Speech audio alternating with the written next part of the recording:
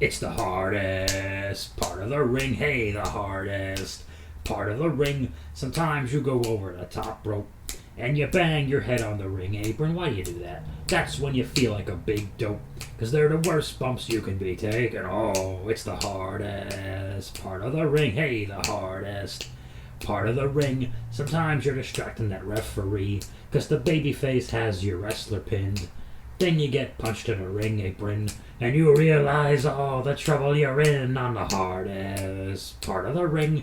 The hardest part of the ring. Now double claps. Clap, clap, clap, clap, clap, clap, clap, clap, clap, clap, clap. The hardest part of the ring. The hardest part of the ring. Ba-da-ba-da. Whoa, yay. What is going on, Bob Squad? What are we bushwhacking our way through now?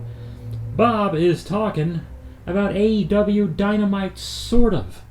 We are breaking some rules. I've been doing exclusively WWE Raw, the Hulu editions, not enough commercial interruptions, for so long now. This is episode 153, 154, something like that.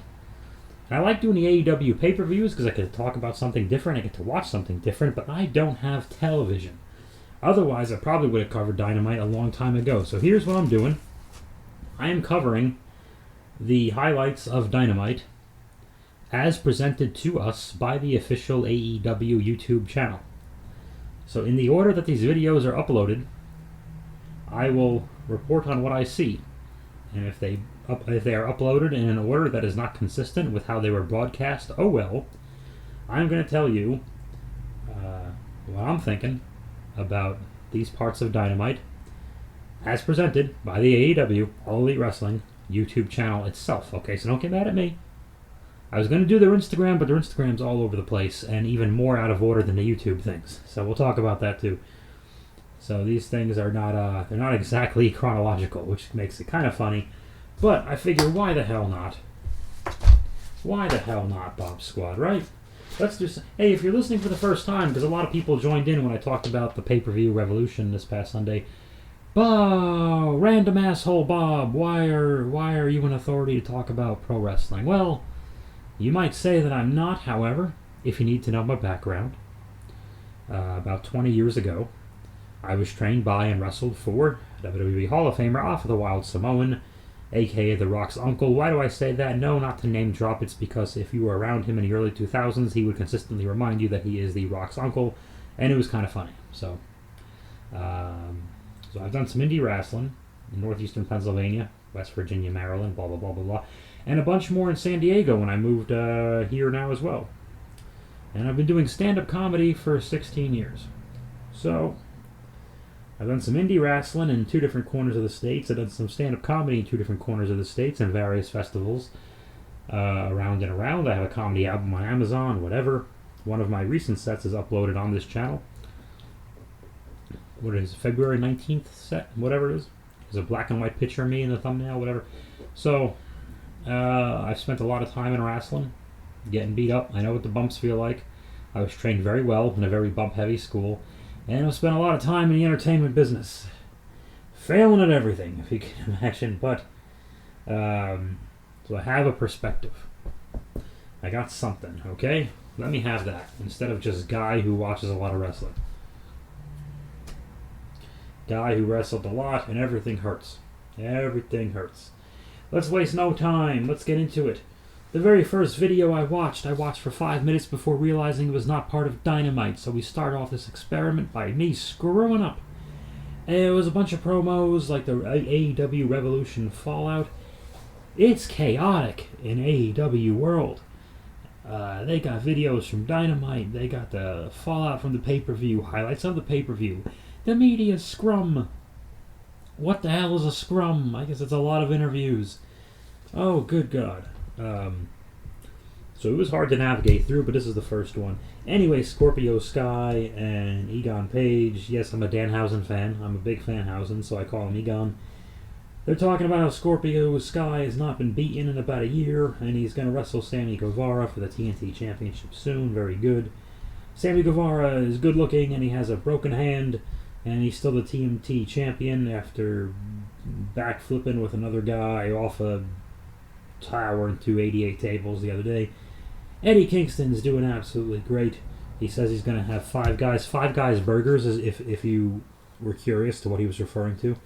It's like a New York City based burger chain and whatnot. I'm sure it's spread around, but he's going to have Five Guys and ice cream, which I thought was really weird of Eddie Kingston to mention. Not a great dietitian by any stretch of the imagination, but wonderful emotional promo. I'm glad I caught it by accident, and of course, our good friend Danhausen cuts a wonderful off the cuff promo about him being in the freezer and how he cursed Ricky Starks and he's not worried about it.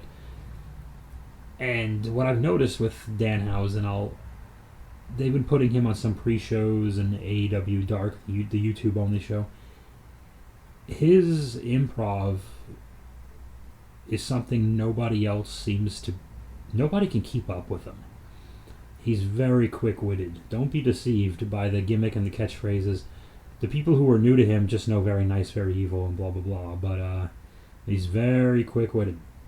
And because if you watch some of his stuff, he can stay in that character for nearly an hour and talk to Renee Paquette and Chris Jericho, etc., etc., etc., and not break it and say different things. And he has some stock answers for some stuff, fine, but good God, it's a damn near hour promo. He keeps you going. And he finds a way to even tell the truth or shoot, because every video is shooting. Oh, stop it. We overuse that word. To shoot from his character's perspective. He finds a way to do it, and it's really clever. It's a hard line to walk, and he pulls it off. But I'll talk more about him when it's needed, because we got to move on. The first clip I see from this show, I'm assuming this is how the show started. Who knows? Matt Hardy is being fired by AFHO, which I don't know who the hell the AFHO is. There's two kids in lime green pants. One of them is Isaiah Cassidy, who I know him from being hip tossed really high by Keith Lee a few weeks ago. And the other guy is the other guy. And everyone holds their thumbs up, and then they hold their thumbs down, and they vote away Matt Hardy. He's no longer the president. They did this with the Evolution in 2004 when they all turned on Randy Orton. And they also used to decide if movies were good that way before we had internet sites that Disney would, pay people to review bomb anyway. So anyway, the AFHO, which stands for the As Fuck Human Orifices. I don't know what it means. They're all on. Andrade is beating up what's his face, Matt Hardy, and Sting and Darby Allin come out. Sting whispers something in Darby Allin's ear. I wonder what it was. I think he said every step you take, every breath you make, I'll be watching you. And Sting and Darby Allin make their way to the ring, but they're outnumbered grossly, so they're getting beat up. And the familiar music hits. Tony Khan got a hold of it somehow, or some copy. It's part of some generic commercial music album or whatever hell. So Khan's got it. Khan! And Jeff Hardy, and of course this is what everyone's talking about. He runs down a ramp and stops to do his hand dancey wavy thingy while his brother's getting pummeled. And if he's in a building, why wouldn't he run out right away? He's going to wait 2 minutes. Let Sting and Darby wait 2 minutes and then come out. But anyway, they beat up the bad guys, and Jeff does a swanton. There's a big hug. Jeff Hardy is here. It's no secret. It's its own joke right now that all these new people who debut for AEW are like toy of the week, and then they get lost. And it's become a gag lately. I can't even keep track of the 2022 ones, and it's March 10th as I record this. We just had Keith Lee. We had Danhausen. We had Eric Rowan. We had Buddy Murphy. We had Swerve Scott. We had William Regal. We'll talk about him. That's 6? Who am I missing? That's the thing. I know I'm missing somebody, too. But we forget about him because then we don't see him afterwards. I think a couple of months ago was Jay Lethal. He's not even one of the ones I was thinking of. And before Lethal, you had the two undisputed guys, Kyle O'Reilly, Bobby Fish, etc., etc., etc. They just signed Paige Van Zandt. We'll talk about that later. Not really a great length. I don't know who she is, but it's a lot of people. It's a lot of folks. We don't know what to do with them. Goodness gracious. We have a TNT title match. You become champion of Turner Broadcasting. You are the toughest person at the Turner office if you win this championship. Sammy Guevara defends against Scorpio Sky, as we mentioned. The very first part of this clip shows the babyface Sammy Guevara spitting in the heel's face, because that's what babyfaces do. They show the ultimate act of disrespect to a person with their fluids in a pandemic. Guess I pronounce it pandemic. Because in my head I imagine a mascot named Mick the Panda. And Mick the Panda is a panda named Mick who tells kids about the pandemic. So he's pandemic. That's why I call it that. And a babyface is spitting and giving viruses, and Ty Conti's at ringside because they are dating. They're fornicating with their genitals, I assume. In the nude, probably. I don't know. I'm not there. You don't know. I think they were going to, and then they didn't, and Meltzer said plans changed. Okay, Bob, seriously? Anyway, I like this 5-minute thing better than I like the crazy 6-man they had a few days ago. Sammy is selling. Scorpio Sky gives a wonderful backbreaker to Sammy Guevara. Guevara's got the ribs taped and he's selling, and Ty Conti's on the outside, and the thing is, she's never there for his matches, but why for this one, to give him a reason, to give him an out to lose? It's a little obvious something was up, but so Paige Van Zandt, who I guess is a former UFC fighter, and Dan Lambert is the manager of this entire group. Did he just come from hosting a barbecue? Why is he dressed like a slob? This does not come off to me as a powerful or smart, dangerous man. He's in jeans and a hoodie all the time, and yeah, he looks like he's asking you who wants cheese on their burgers, as the kids are chasing each other with water guns. Like, what the hell? So I'm not. And I've heard him speak too, and he rambles. It's all pre-written stuff at 1,000,000 miles an hour. So, not feeling it. Ty Conti is distracted by Paige Van Zandt, and when she's helping Sammy Guevara to his feet on the outside, Scorpio Sky mouths off to her, and Paige Van Zandt does the same thing. And okay, so we know there's going to be some kind of physical altercation between those two women soon. Eventually, Egon Page stands on the ring apron, which is the hardest part of the ring.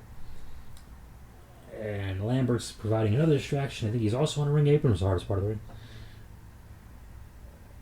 Paige Van Zandt throws Ty Conti into the steps. Guevara turns to get distracted, and he falls into whatever Scorpio Sky's finish is, some kind of sit-out, cutter, power bomb thingy, whatever. 1, 2, 3, new champion. The TNT title, it seems like that's the one that's been changed the most. That's more the hot potato secondary belt, which makes sense. Now, I don't recall seeing too much of Sky on this program lately, except sitting in the bleachers with Egon Page. So I don't really know enough about him. But I would also argue that Sammy necessarily need that. The crowd loves him. They like Ty Conti. So they continue to get beat up, which kind of felt like overkill. I don't blame... it makes sense for... I wouldn't say makes sense. It's forgivable for Lambert and Egon Page and Paige Van Zandt. Oh my God, the group has 2 pages, for fuck's sake. That's more pages. We got an Egon Page, a Paige Van Zandt, a Christian Cage, an Adam Page, a champion's named Paige. There's 2 pages in this group and a champion is named Paige.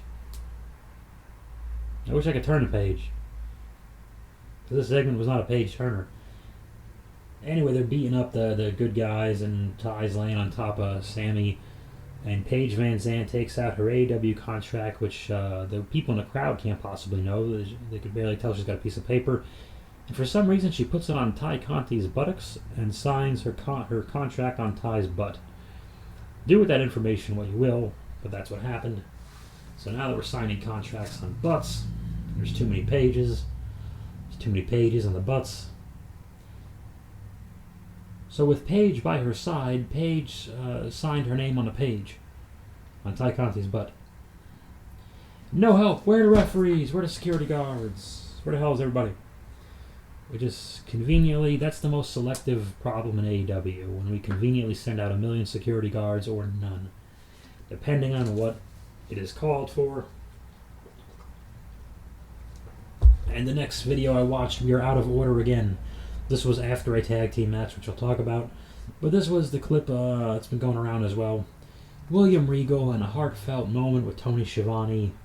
He hasn't seen him in 29 years, and he's talking about Schiavone helped him when he moved to America, and he's teasing him about his suit, and it was just really, it was real, and it was fun, and it was heartwarming, and it was a good TV moment. And then Regal's so good, goddamn.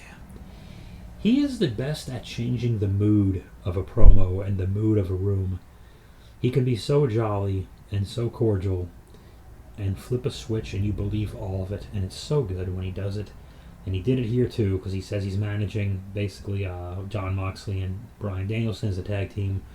And when he flips the script, he says everyone step up or get stepped on. And you believed him, and it was wonderful, wonderful, wonderful.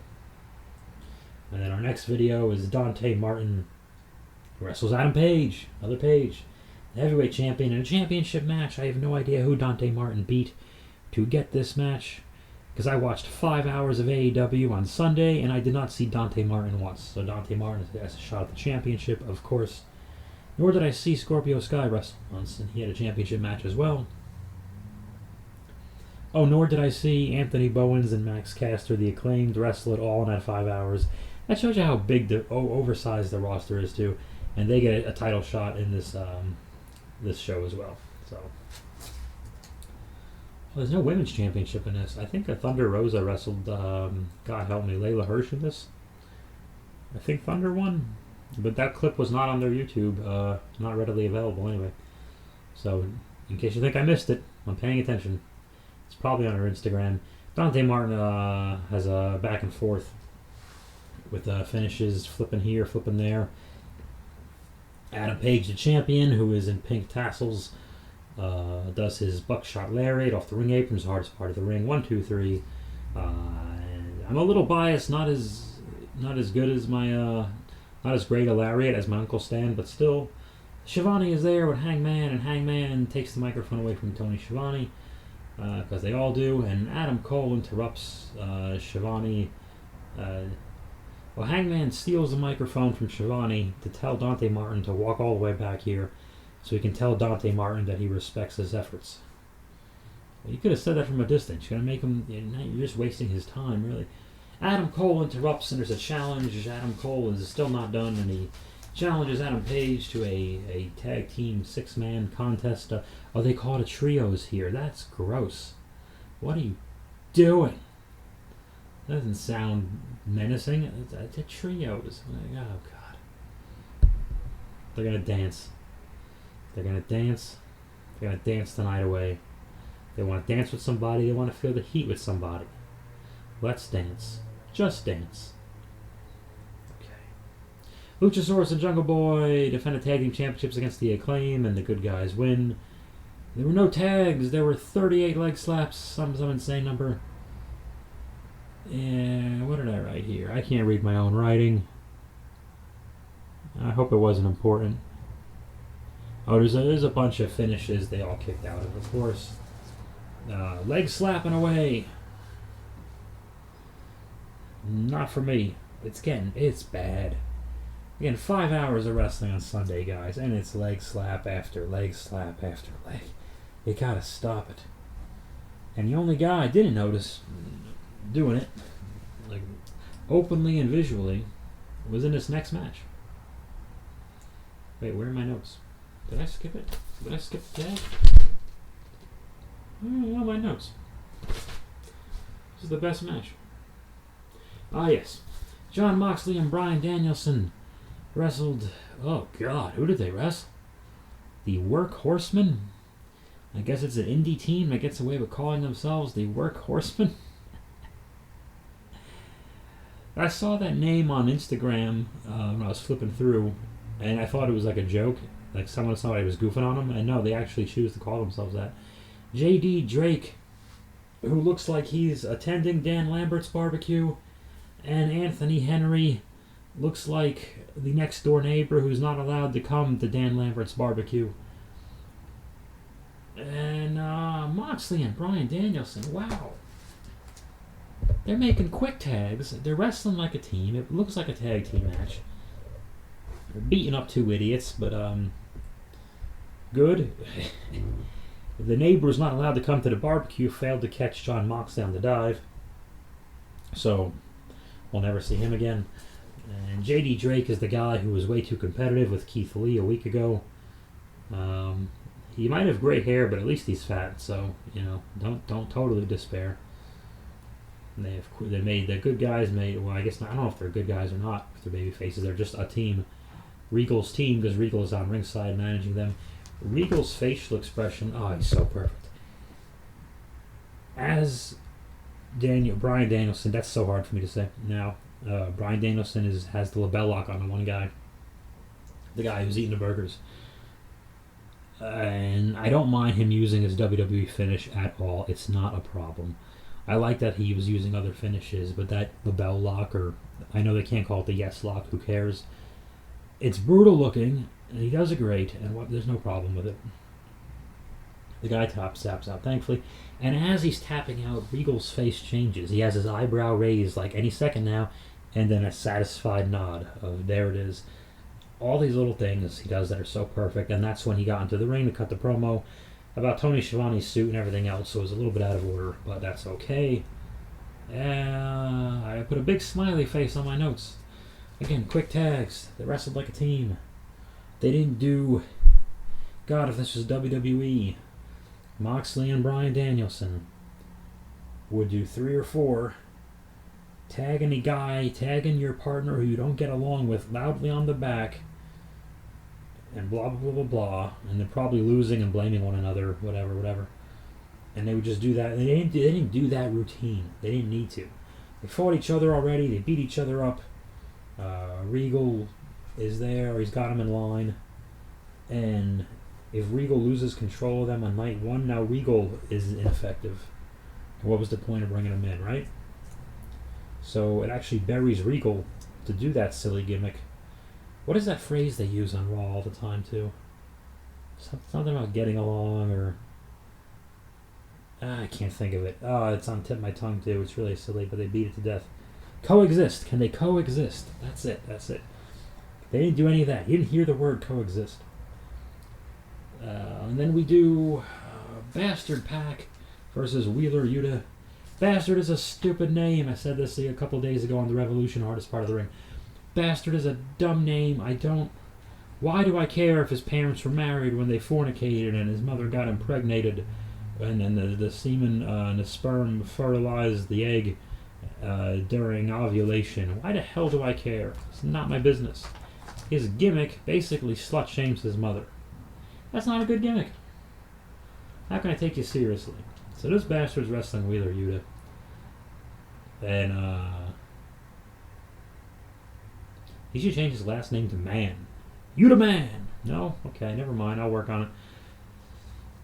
Nothing to write home about, and why would I write home? My mother doesn't give a fuck about this. Okay. Jokes. So they said this match was an impromptu match because the world title match didn't go as long as they planned. Okay, fair enough. Putting a little effort into the realism of it. I really wish they would put more effort into when security does and does not run to the ring for all of these attacks after every match. I wish they would put some more effort into that. Since Punk arrived, at least in Punk and MJF segments, Punk has not had any music for his run-ins, which is good because that's really obnoxious. I know they did it for Jeff tonight. I can forgive it because it's the big debut. And the music itself was a surprise. I was like, okay. I think Darby Allin and Sting had it. Yeah, they had music too. Okay. There is a little bit of an issue where every segment, like, there's no consistency in any type of rules or rhyme or rhythm. So Moxley and Bryan Danielson's tag match has rules where they got to tag in and out and obey the referee. And if it were a Young Bucks match, there's no rules and everybody's in the whole time and whatever the hell. It exposes the whole thing, because even if our eyeballs don't catch it right away because we all watch too much wrestling, when you watch it with someone or force a significant other to watch it with you, those are always the questions they ask. Like, wait, I thought you couldn't do that. Wait, you're just allowed to do that? Hold on, I don't understand. And how come these guys are out of the ring for 2 minutes and it's totally cool, and in a match before, someone was out there for 10 seconds and they got counted out? Like, why? And the new person is right. AEW definitely has its audience that is watching and is going to watch forever, but there is a bit of there's a big issue, I think, of, okay, how do we get new people in? Well, if we make the show so inside baseball with all these inside references that you have to be an internet wrestling fan to get, and the rules only make sense to us because we know what they're kind of supposed to look like anyway, well, you're not going to get you're not going to get new people attached to the story. I don't know if you get new viewers. I'm not a TV ratings expert, but I do know that you can't get new people invested in a character like that. They have to see where it goes. Danhausen's been a lot of fun. They never told us who he is or why he's there. And when they do, I said I was going to get to him later. My feeling, honestly, Danhausen should be the one to explain it, because no one can explain it better than him. He should do it, and he should do it quickly. And do it on Dynamite, not on YouTube. Don't just assume everybody knows, because then people don't. They're not going to get it. Because you can tell that Jim Ross has not been briefed on who or what the hell a Danhausen is, and Shivani's along for the ride, and Excalibur has a mask. So, I'm seeing a lot of people too. I'll just get this out of the way now. I'm part of a Danhausen Facebook group, and I see a lot of people saying the same thing over and over. When is he going to wrestle? He's got to be cleared soon, right? He's got to wrestle. He must be cleared. I hope he's cleared soon because I want to see him wrestle. Well, slow down. I like him too. Him wrestling right now, I don't think is a good thing for him at all. It's not what's getting him over. And put it off you can't put it off forever, but when you eventually have to go, okay, he has to have a match. Because eventually, wouldn't someone like a Ricky Starks eventually complain, like, hey, he pulled me off a ladder during a match I really wanted to win? So eventually got to do that. My feeling is, when it's finally time for Danhausen to wrestle, he's cleared to wrestle, still cheat it. Say he's wrestling so-and-so next week and have it be no one important at all, please. Nobody important. Nobody even signed. The guy going to Dan Lambert's barbecue, or the guy who's not allowed to Dan Lambert's barbecue, could be one of them guys. Who the hell cares? And this is the match. I'm going to get real specific. I don't care. This is Bob's take right here. Ring the bell. Referee gets distracted. Punch in the groin, like he always says. He loves to say punch in the groin. Referee turns around, 1, 2, 3. There's your match. Fuck it. And then the next week, 2 weeks later, don't do exactly the same thing, but close. There's your distraction, about to punch in the groin. Referee catches him. Doesn't disqualify him. He hasn't done it yet. But it's a different distraction. Punch in groin, 1, 2, 3. Same thing with a little twist. A little zig and you zag kind of a deal. Little misdirection, but... And eventually, he'll do a move. And it'll be a big deal. Wait for a pay-per-view. He can be in a 2 or 3 man tag team match. Okay? A tag team or a 6-man tag team match. He finally gets in. And what does he do? He does that German suplex after he jumps over you over the top rope from the hardest part of the ring. The hardest part of the ring. Sometimes you get trapped in a headlock and you're worried about smearing your lip gloss. You shoot her off and take a shoulder block. Do a leapfrog, give her the hip toss on the hardest part of the ring. The hardest part of the ring. Ba-da-ba-da.